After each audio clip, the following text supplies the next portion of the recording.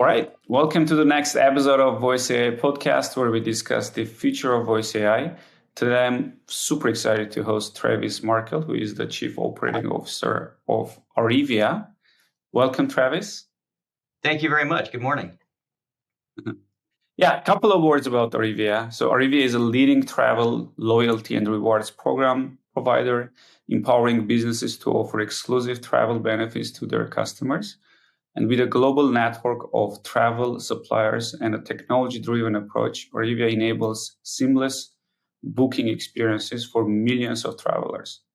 Its international call centers play a crucial role in delivering high-quality service, ensuring customers receive expert assistance in planning and booking their travel experiences. Was that the right intro? Yeah, I couldn't have said it better myself. And maybe to encapsulate it, we are really our mission in life is to support our partners' brands and drive expansion of their value proposition through vacation dreams and experiences. So you hit it on the head. Our associates worldwide are in the business of providing knowledgeable, caring consultation when it comes to booking travel. What are the most important things that people do in their personal lives? Awesome. And how big is your call center footprint? So we have about 1,600 associates worldwide. I have about 9 different locations throughout the globe, focused on partner programs, affinity travel, retail travel. So we're a full service agency that services everything that we sell, anything from air to car to hotel to cruise to tour and resort. So if it's in the world of travel, we probably do it. Wow. And most of it is voice, I assume, right? Voice. Yeah, most of it voice, and interestingly, much of it inbound and outbound. So about 50% of our business is on the back of us calling customers, and about 50% of our business is on the back of customers inquiring with an inbound call. Yeah, I mean, this is an exciting conversation actually. Like, who would know voice AI and it's like real sort of benefits to the business than you, right? Someone who runs such a big operations. And given the opportunity we had to work together, I also know that you have amazing sort of evaluation frameworks on how you measure metrics and efficiency of certain like AI technologies. So like, and then I'm really keen to understand and then have you explain that to the audience as well, right? But and if we can get started there, like when you think about AI, I mean voice AI, speech AI in particular, but the AI in general, like how do you approach technologies, right? Like what's the approach there, and how do you guys evaluate these technologies throughout like deploying them? Yeah, so it might be good to start with a little bit about some of the things we measure in the environment, right? We are a sales and service organization, so I'll start on the sales side of the business. Certainly, metrics like revenue per hour, conversion rates, attach rates; those are all deeply important to us to make sure that we're when we talk to a customer, making effective use of their time and turning that into a vacation experience. On the service side of the business, as you might imagine, because we are a representative of our partners' brands, measures like NPS, Net Promoter Score, APS, Agent Promoter Score, defect rates, average handle time. Average handle time, I believe, is a service metric because we want to make sure we're making efficient use of our members' time when we're talking to them. And all of those things are kind of stirred together in different ways as a measurement system or scorecard on all of our programs. And we're starting to dive into, and maybe I'm fast forwarding into the use of voice AI, things like ongoing real-time customer sentiment, right? So in many contact centers, you take a sample set of and hope it's representative of the calls that you're providing or you're servicing for your members. Things like real-time 100% evaluation, customer sentiment are ways to get deeper to the heart of the service that we deliver. So we're starting to move in that direction as well, real-time 100% scored customer sentiment. Thinking about AI in general, it's an exciting time, but it's a bit like the wild, wild west, really. There are so many different potential partners around AI. And when I look at AI in our environment, I'd say, you've heard me say this, everything from mild to wild, right? Mild being, lightweight Mm. assistance that AI can provide, all the way up to wild, which is AI really taking over the human-led conversation in an elegant way. When I look at any investment, AI or otherwise, it's always on the back of, is it practical? Is it achievable? And do we have a good measurement system to understand, did we get what we thought we would get? Can we inspect what we expect? In my organization, things need to come with a return on investment. Some of those are qualitative, but many of them are quantitative. So I go into any investment expecting to be able to measure it and rigorously evaluate whether or not I got the return. Okay, Travis, you mentioned the real-time, 100% sentiment based analysis of the calls. Can you elaborate on that? That sounds like very interesting. Yeah. So if you think about the conversations, I often say that the answers to your business, just about every answer to your business, is contained in the many thousands of conversations we have each and every day with our customers and our members.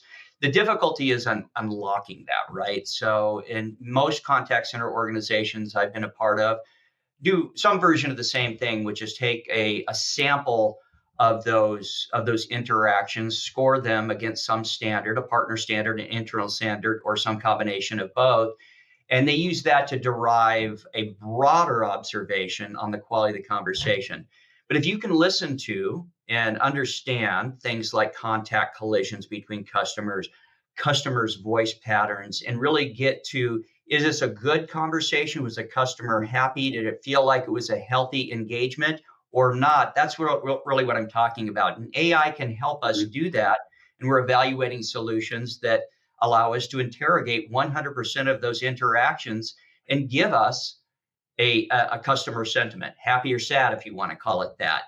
What's really exciting, though, is to be able to do that real time. And that will give us the opportunity to intercept real time, maybe some dissatisfiers, and either arrest them within the conversation, or certainly with a follow up call if we know that something just occurred that didn't meet our or our partner standard. And that technology is available today, and I'm really excited about it.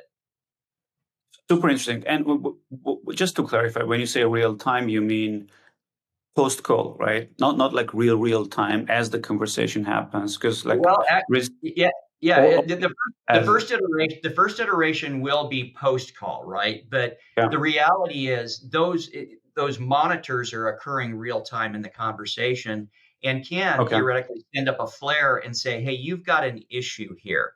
Okay. And combined with other technologies that we have, which include real time frontline leader listening, right? If Mhm. we have a flare, let's call it a flare, we can have a supervisor theoretically pop into that call, listen in, maybe coach within the ear, whisper in the ear to Oh, do provide nice. real time coaching, and up to and including maybe taking over the call if it's going awry. So those are technologies I'm really excited about, because it we don't have to wait for a customer dissatisfier to show up in a survey, or to wait for a quality assurance team to score the call and say, oh my gosh, we might have a problem here. Those are the real time moments that matter, that we have an opportunity to correct. Yeah, I love that. I've been thinking about it, that experience a lot. It seems like we jumped a bit ahead, like to the future, like not like too much Yeah. in the future, right? Right. But yeah, thanks for bringing it up. All right, so Travis, like let's do a step back here. What kind of speech and voice technologies, AI technologies, have you already leveraged? I know about the noise cancellation. I know you guys are looking. I'm not looking. You have already deployed the accent conversion technology, and these are both like for improving the real time sort of quality of the calls, right? What's top of your mind in the next, in 25, right? Like in terms of what do you believe that will have significant impact on your in your setup? Yeah. So again, kind of going back to being practical and realistic about what we can achieve. And just thinking about AI more broadly, I'm really excited about AI and the power it has to help unleash kind of dormant potential in the business through data analytics. I'll set that aside because that's a topic for another day. But when I think about the voice work, we're looking at NICE's stack of technology. We're on a migration to evaluate kind of their full host of products. First order of business is converting over to their CX1 inbound platform. And I'll call that MVP, right? That's kind of where we set the foundation for all of the fun stuff that's to come. And then we start to move into omni-channel investments, machine learning and AI infused chat and virtual assistants. But in the voice channel, really interested and excited about some of the in-path enablers for an agent. So agents in our business, it's a very complex thing in many cases to book the business of travel. So there's a lot of things to annotate and document and compliance advisements. I mean, ultimately, you want to make sure you've memorialized all of that conversation. You certainly have a call recording, but I also like to have that within the CRM. Some of the voice AI techniques can help me allow the agent to focus on the customer and the interaction they're having, and know that in the background, the AI is documenting and taking care of kind of what I'll call the administrative component of that interaction. So I see that on the horizon this year. I do see us delving into some light work in AI voice enablers, perhaps through IVR. So I don't think we're going to get this year into, I'll call it robots taking over the world, AI actually handling a transaction from beginning to end. But I'm very excited about the prospect of a virtual attendant who can collect or harvest maybe some of the road or the reliable piece of a travel transaction, document those and hand those off to an agent. I'll give you an example. Just about every cruise booking starts off with the same things, right? How many of there are you? Where would you like to go? When would you like to go? Do you have any preferences on who you sail with? Um, all of that can be handled, and I think elegantly through voice AI in such a way that allows us to collect some of that data, perhaps do a pre-shop and present that to an associate who can complete the transaction. It gives the associate a leg up on the transaction. They've got a head start and they know a little bit more about the customer and what they want. It also allows us to scale in a different way because we can have that technology can have almost infinite scaling, right, relative to the inbound demand. So I see that in the back half of 2025 as being a voice AI enabler as well. Yeah. So to sort of repeat for myself and for the audience, for the listeners. So the first thing is really this concept of agent assist or co-pilot, where like the associate continues their work, but they know that the system keeps sort of taking notes, maybe summarizing the conversation at the end of the call, and but the notes are really know the context, so they're smart notes, not just like generic notes. And it just gives them peace of mind to focus on the conversation and the customer. So like that's table stakes, I guess, for like Yeah. 25. There are a lot of solutions for this. The second one you want to look at is the IVR. Like how can you make the IVR smarter so that when the customers call in, the IVR can take the standard sort of data that you pretty much collect from all the customers, right? And then once that data is collected and documented, they can be assigned to an associate to take it further.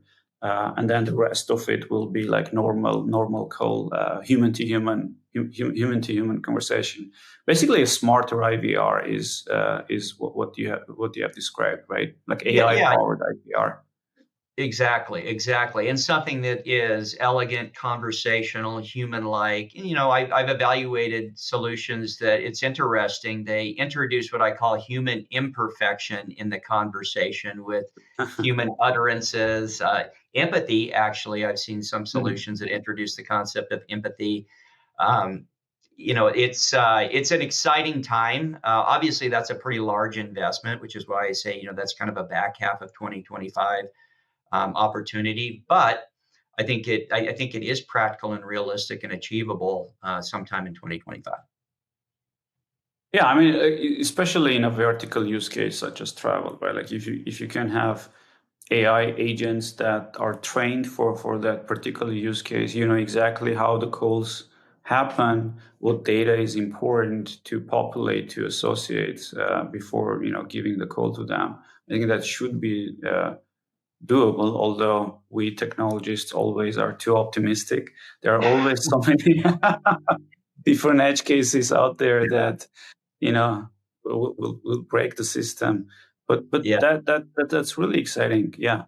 Um, And I guess I was a bit and remiss in leaving out something else that I'm very interested in that CRISP actually provides. So as I think about this language to language translation mm, capability, right? Many contact centers that seek to service multinationally, but some of the geographies are very low volume. It becomes a difficult equation to solve for when you're saying I've got low volume, but I need to cover 4 days a week and hours a day operation. And in some cases, that can be cost prohibitive. When I think about that language to language translation that Chris will offer, that kind of breaks the model a bit and provides the ability to really provide that elongated service, that deep service coverage, but at a rate or a cost effective rate that justifies and enables our ability to service anywhere we want to. yeah, yeah, I'm very bullish on the we call it AI live interpreter.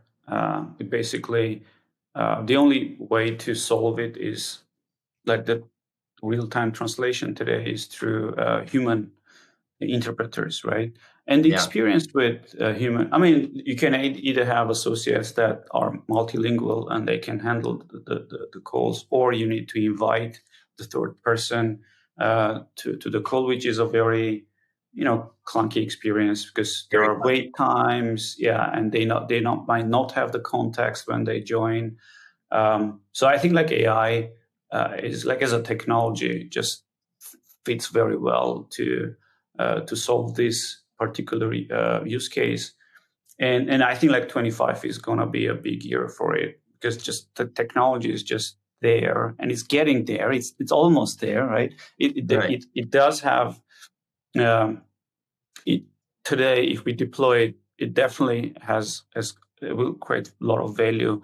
I think like in 3 months and in 6 months is just gonna be better and better, right? So yeah, I'm very bullish on that. Very interesting. So, uh, and Trace, like I think I ask this question to pretty much every guest we have on the podcast because like the hottest topic is really this tension between AI agents, right, and then human agents or human associates. Like when and how much of it is going to be able to be how much AI is going to replace how much of the interactions AI is going to replace. How do you look at this? And I know you have your certain like opinion on this. If you could share that with the audience, we're very interesting. Sure, sure. So if I think about just kind of our journey together on first noise cancellation, which was fairly benign from an agent point of view, right? It was truly a tool that allowed them to do their day-to-day job better. And then we started to transition into something like voice conversion. It there is some controversy, right? So are you enabling a tool that neutralizes someone's, service heart or empathy or passion through use of robotics. And we did admittedly struggle with that a bit. But ultimately, in talking with agents, it became another, we describe it as another tool in the toolkit, right? Just Yeah. something that removes an impediment or a point of friction to allow them to be more successful. And in its purest sense, when I think about technologies like voice conversion, it actually opens up opportunities to associates that heretofore would not be considered in our environment to service primarily US based consumers. So to me, it's an enabler that not only allows our current associates to do their job better by removing friction, but also opens up an opportunity for new associates who otherwise might not be considered. When you start to push a little further into automation and enablers there, then it becomes a little less benign, right? If the AI is starting to take on portions of the transaction that are now human led, does it start to do things like requires to have fewer agents? And the harsh light of day, yes, is the answer. But there's a way to achieve it in our organization, I believe, that is not terribly disruptive. We can follow natural business cycles. And, the best way to combat that for us is to grow, right? So while we might handle every transaction a little more efficiently due to the use of AI, as we have more transactions, we still have needs Mm. for associates. And the business of travel, I believe, and I may be naive in this, and I'm an old travel guy having been in this business for 30 years, but I think it's going to be very difficult to fully replace some elements of the travel transaction. There's just a certain Right. amount of comfort that human beings have in talking with other human beings, want to talk to them about their experiences, their knowledge. You can enable or support that knowledge through AI, but it's very, very difficult to replicate at scale and with the depth on something as complex as cruise. So it is certainly a topic we're going to all face into.